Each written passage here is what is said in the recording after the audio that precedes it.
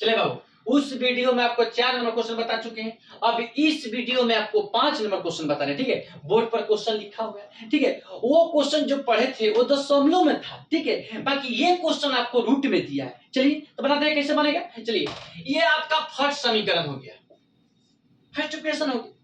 ठीक है, अब क्या करेंगे, अब आपको सेकेंड इक्वेशन निकालना है। चलिए निकालते हैं इसमें सेकंड समीकरण से। तो क्या होगा बाबू कि लिखेंगे कि √3x बराबर, पहले इसको क्या करेंगे, चलिए √3x बराबर हो जाएगा √8y,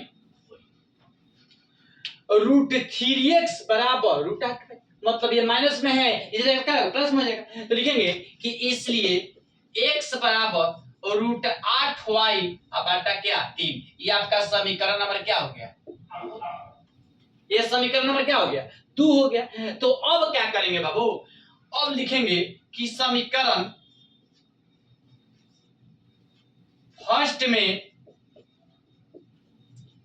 x का मान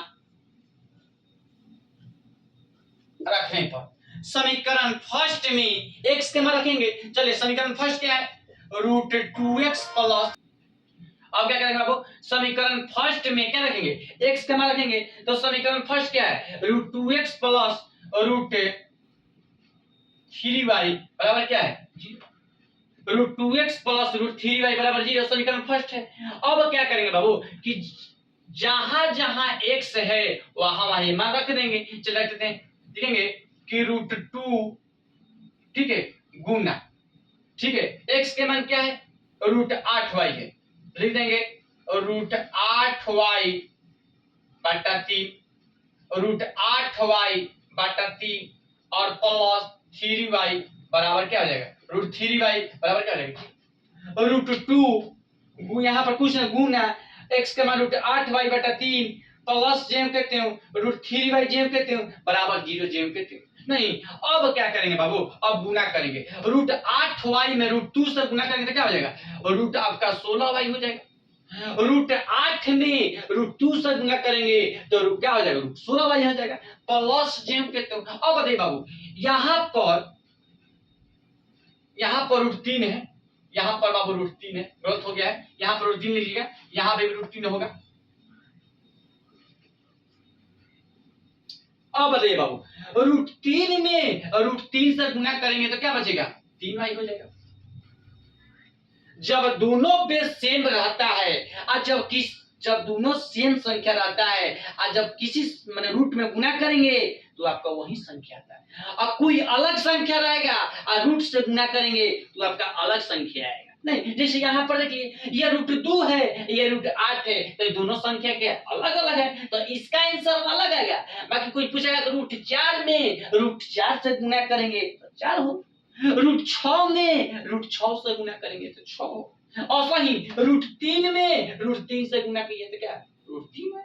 नहीं, अब बताइए अब क्या करेंगे बाबू, √3 में √3 3y बराबर क्या लगेगा चीज।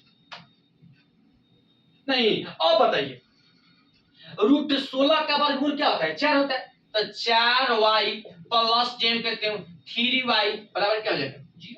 नहीं, तो लिखेंगे कि 7y बराबर 0, इसलिए y बराबर 0 बटा 7 बराबर क्या हो जाएगा जी।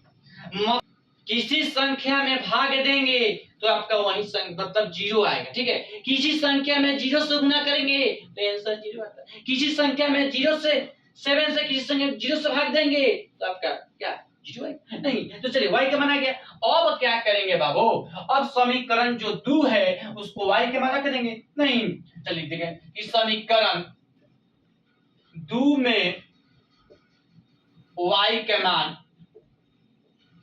क्या रखने पर, समीकरण 2 में y के मान रखेंगे। बताइए समीकरण 2 क्या है बाबू, लिखेंगे कि x बराबर √8y बटा √3, नहीं x बराबर √8y बटा √3, नहीं तो लिखेंगे कि इसलिए x बराबर √8 है, और यहाँ पर कुछ नहीं गुना, y के मान क्या है, y के मान 0 आया है, और बटा √3, नहीं तो किसी संख्या में 0 से गुना करिएगा तो 0 होगा, और √8 में 0 से गुना करिए तभी 0 होगा। अब आगे किसी संख्या में 0 से गुना करिएगा तो आंसर क्या होगा, 0। अब बताइए √3 क्या होगा, 0।